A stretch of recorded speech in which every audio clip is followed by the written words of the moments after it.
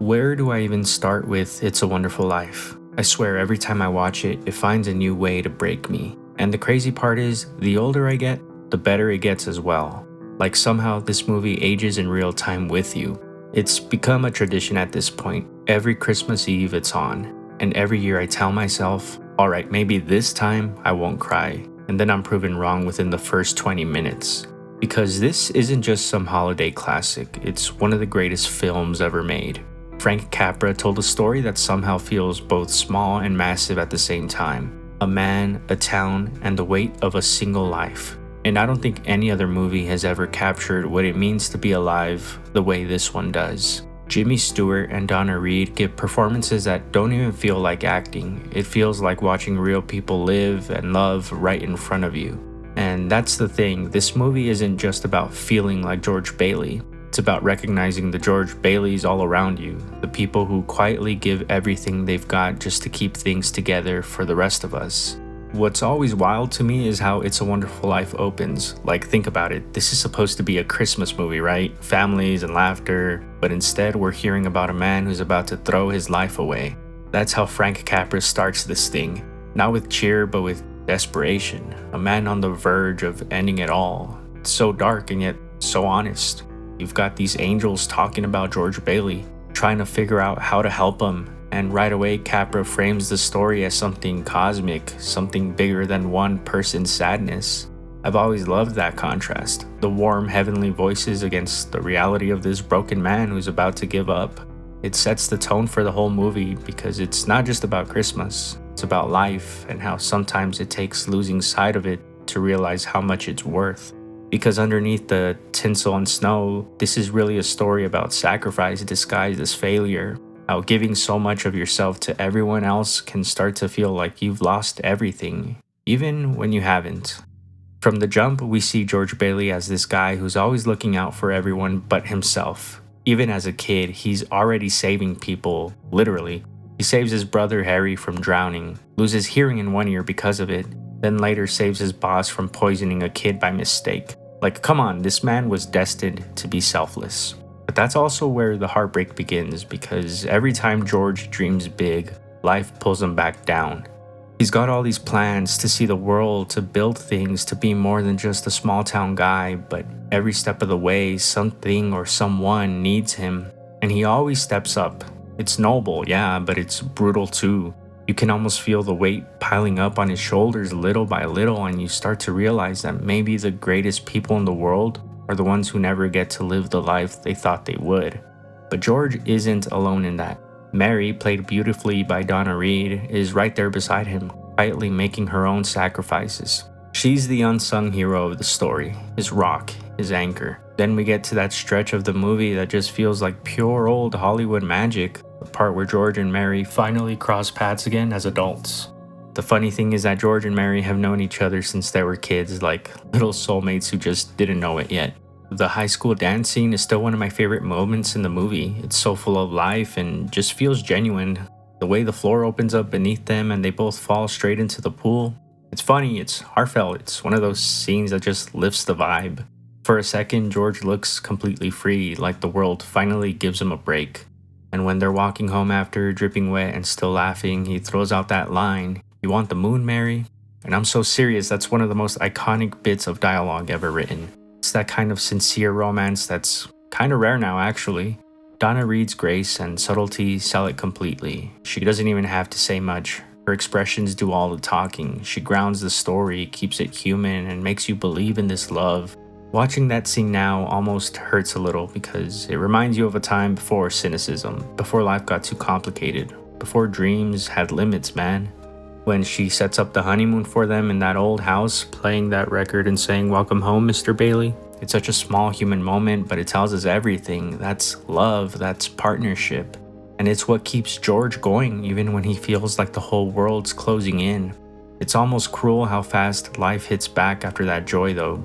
George and Mary get married, finally ready to start their lives together. Not even an hour later, the world decides otherwise.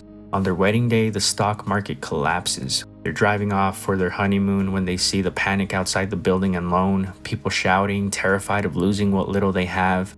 And right then, George does what George always does. He steps up, He and Mary could have kept driving, could have chased their own happiness for once, but instead they walked straight into the storm. That whole scene is such a beautiful picture of compassion. It's not just about keeping a business open, it's about a community holding itself together. George calms everyone down, reminding them that their money isn't gone. It's in each other's homes, in the bricks and boards that make up Bedford Falls. And when things get desperate, Mary steps in, offering up their honeymoon money to keep everyone afloat. The town meets them halfway, taking only what they need to get by. It's generosity in motion, people helping people even when they have nothing. That's the heart of It's a Wonderful Life. Not angels or miracles, man, just ordinary people choosing decency over fear. Every great story needs a villain though, and It's a Wonderful Life gave us one of the best, Mr. Potter. Man, I legit fucking hate this guy. Lionel Barrymore absolutely crushed it, credit where it's due. He plays Potter as this perfect mix of cartoony and frighteningly real. On the outside, he's the cranky old man in the wheelchair, plotting to own every inch of Bedford Falls, but beneath that, he's a walking symbol of greed and loneliness. He's everything George Bailey isn't. Where George builds people up, Potter breaks them down. Where George sees homes, Potter sees numbers. It's compassion versus corruption, humanity versus profit. And I love that Capra doesn't give him a redemption arc or a soft ending. On Christmas night, Potter's sitting alone with his money while George is surrounded by love. That's poetic justice. And the beef goes way back too. George was standing up to this guy even as a kid, defending his dad's honor when Potter tried to humiliate him. Hell yeah, George, I'd go to war for you, man. What a beast. The point is, George Bailey can't catch a break. By late into the film, life has just beaten the hell out of him. Every dream he's ever had gone, every plan to leave Bedford Falls ripped away.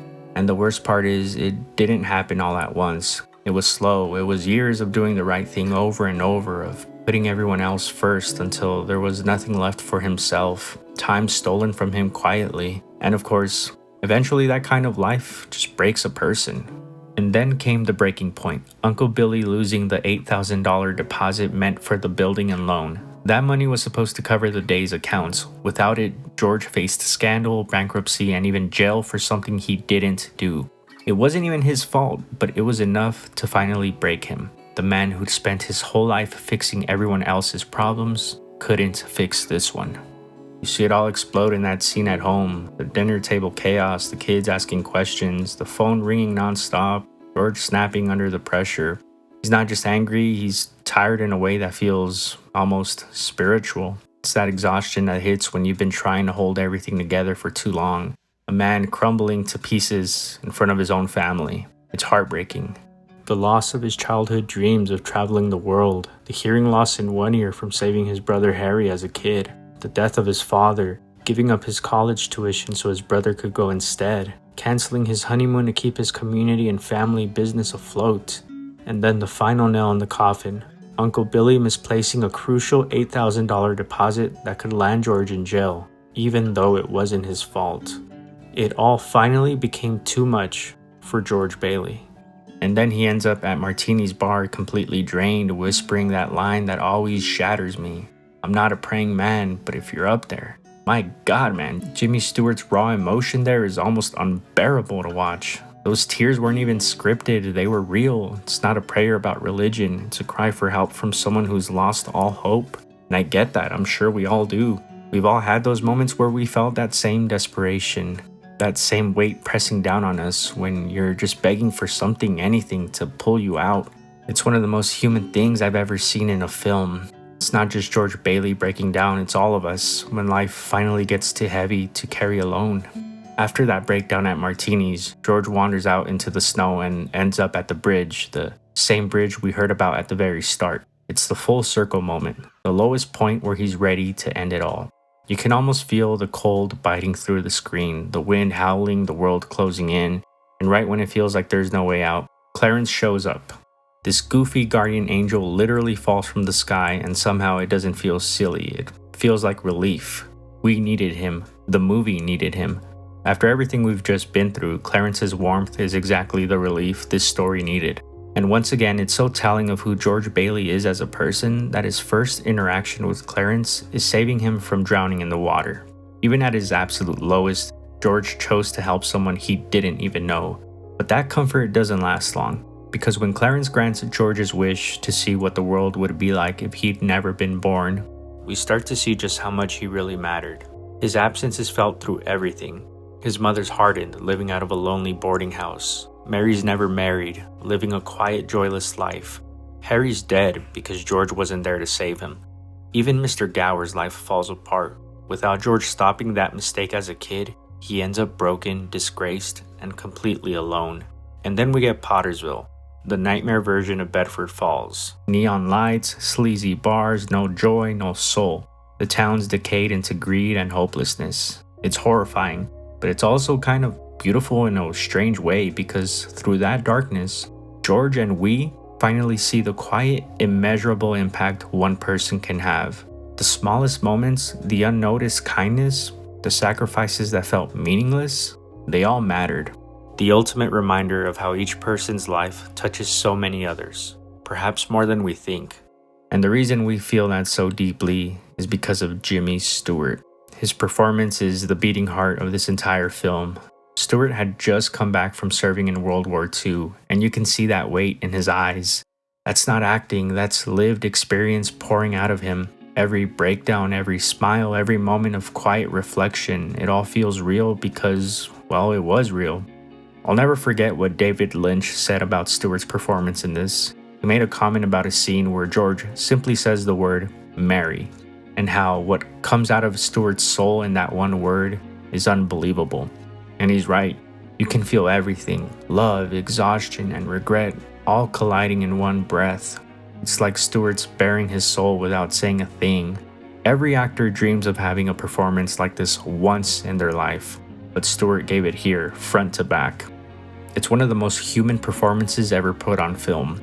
The score is also masterful. Every note lands exactly when it should. The music swells at the perfect moments, almost like it's speaking for the characters when words can't.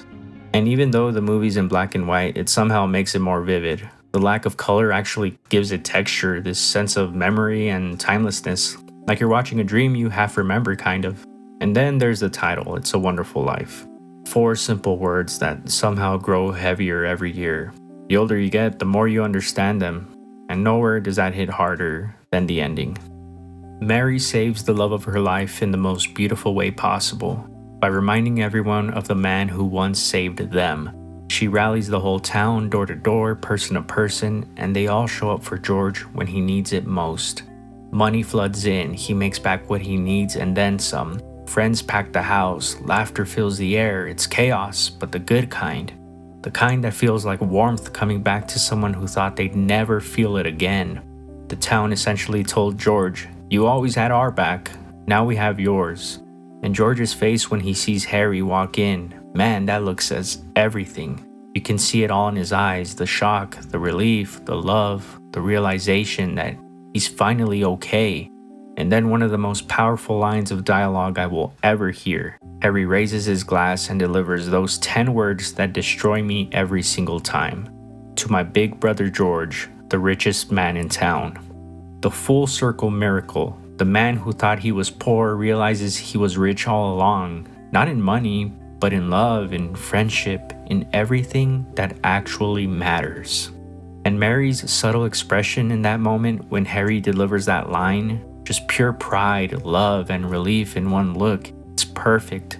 It's the look of someone who knows she didn't just save her husband's life, but reminded him of how wonderful it really was. And that's why those 10 simple words will always make me cry for as long as I live. It's what Christmas, hell, what life is all about. Appreciating what truly matters. Frank Capra pulled off something almost impossible. He took a small town story and made it feel universal. He turned sentimentality into strength. There's nothing cynical about It's a Wonderful Life, and yet it never feels naive. It's honest about how hard life can be, but still believes in the good buried somewhere underneath it all. And what's crazy is, when the film first came out, it didn't even land like it should have. The reception was lukewarm, which is ironic because few movies have ever aged this perfectly. It's like the film itself had to grow into its own meaning. And in a way, that's a microcosm of my relationship with it. The older I get, the better it gets. Every time I come back to it, it hits me in a new way. That's the mark of true art. It keeps evolving alongside you. It's no surprise that the DNA of It's a Wonderful Life keeps showing up in stories even decades later. Movies like Spider-Man 2 carry that same spirit: sacrifice, redemption, community. The hero who keeps giving until he's got nothing left, and then finds meaning in what he's already built around him. That's George Bailey, that's Peter Parker, that's anyone who's ever felt tired, lost, or unappreciated but kept going anyway. And that's why we need films like this. Art that quietly reminds you to keep fighting, to keep believing that what you do matters, even when no one's watching. Because it does. If George Bailey could do it, then so can I. There's no shame in dreaming, but there's no shame in losing either. But we can't ever lose sight of what truly matters. And that's why It's a Wonderful Life is the greatest Christmas movie ever made. The older I get, the more I need that reminder when every year comes to a close and a new one begins. Never lose sight, because as sappy as it sounds, it really is a wonderful life.